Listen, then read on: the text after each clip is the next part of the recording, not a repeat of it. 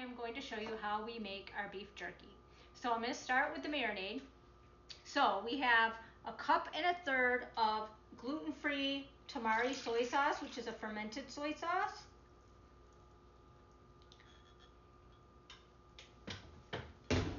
We have a third of a cup of gluten-free Worcestershire sauce. Worcestershire, however you pronounce that. Yummy stuff. And I have a cup of organic tomato ketchup. Oh, well, that wasn't supposed to happen. Okay, now back through the magic of television, cleaned up my mess, and we'll keep going. So I have 2 tablespoons of honey.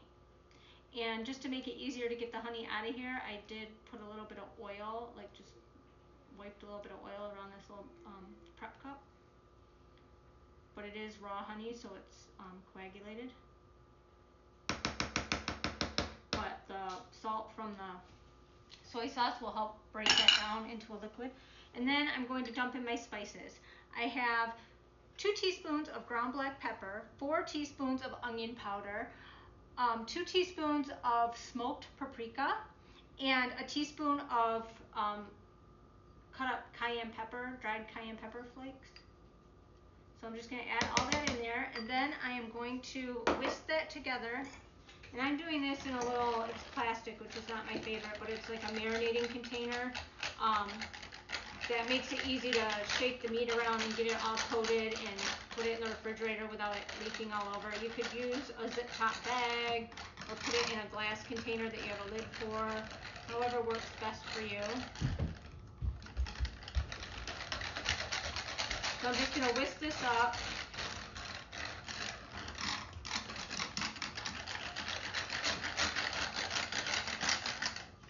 Sorry about that noise.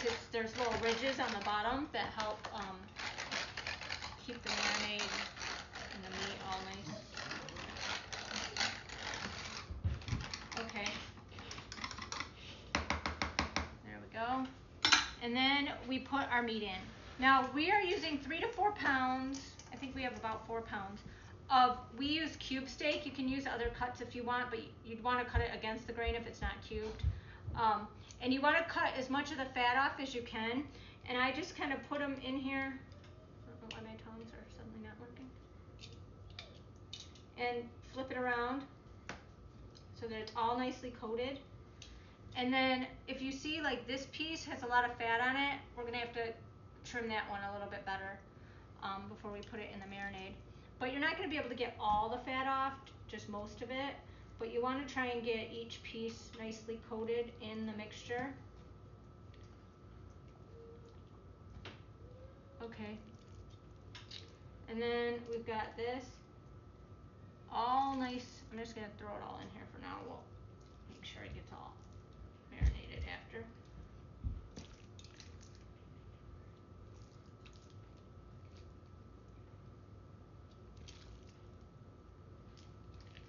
So we just cut it into about 1/2-inch strips.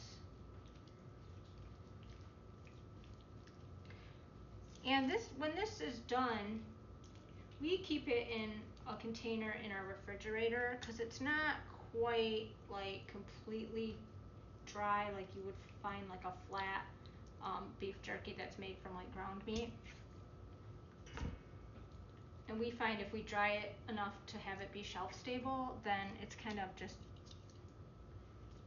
we don't love the texture as much. It's like more brittle and dry. Alright. So it's a kind of thick marinade. It nicely coats the meat, which gives it lots of yummy flavor when it's made into jerky. And you don't need added salt because the soy sauce has plenty of sodium content.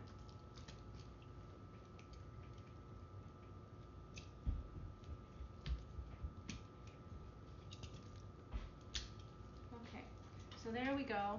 We've got all this in here, nicely coated.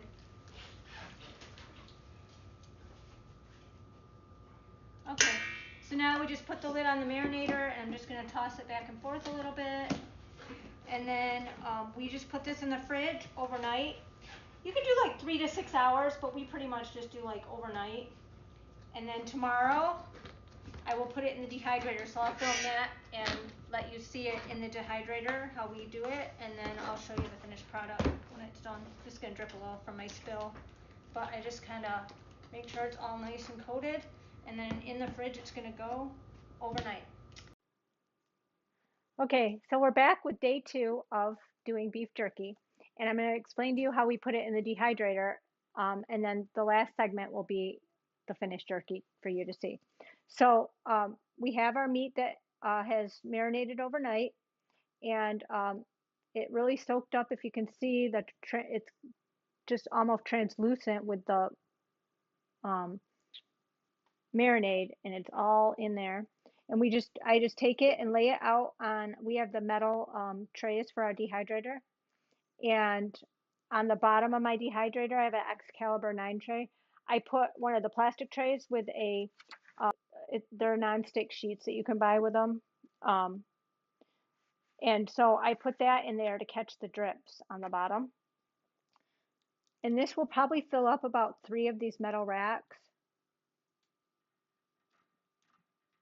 So you just put them, you don't really want them to touch.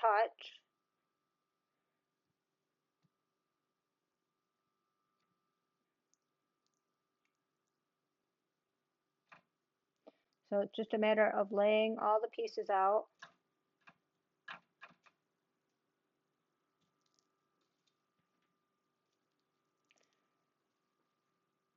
And it smells really yummy.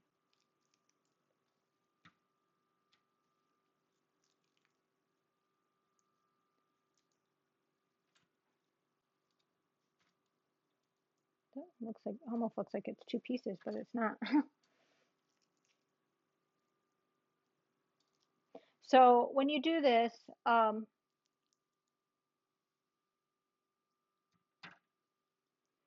put it on the tray. We'll stick the trays into the dehydrator. Oh, this one. I'm gonna grab a knife. This one didn't quite get separated on in here. See if I can pull it. There we go. There we go.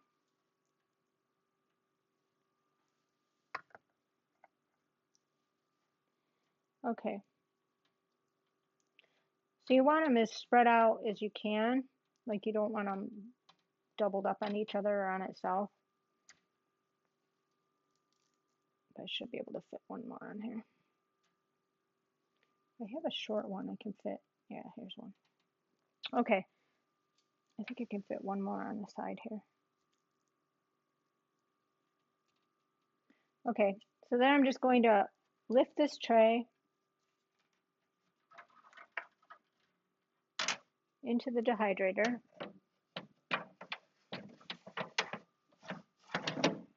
Okay, and load my next tray.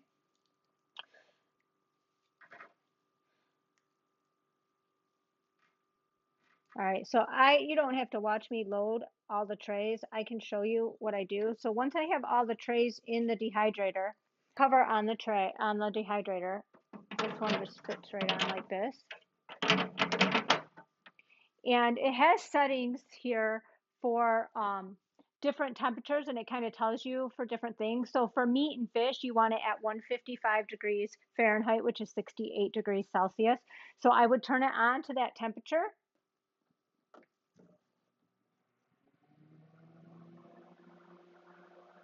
So we're right there.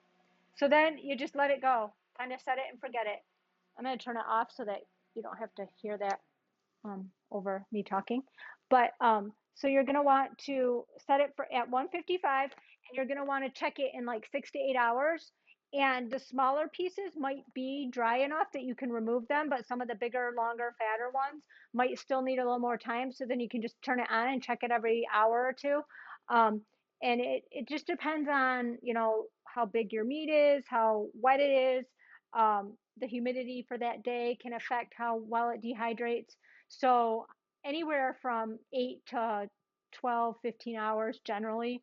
You don't want it so dry that it's like brittle. I mean, you can if you want. We don't like it that way. We like it where it's still a little bit, It's very chewy, but it's still able to be chewed and like sort of tender.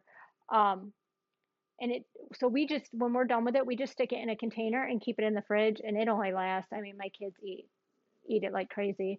So it doesn't last more than a couple of days for a batch. But you could even probably freeze it if you wanted to, backpack, seal it, and freeze it. Um, we've taken it on trips because it's convenient to eat in the car and things like that. Not very messy once it's all dry. So we just put it in a little cooler. We don't really keep it at room temperature because it can mold. It's not like the type of beef jerky you buy in the store, and it has no preservatives as far as nitrates and sulfates and things like that. Just the sodium from the soy salt, from the soy sauce. So that's not really enough to keep it, shelf stable.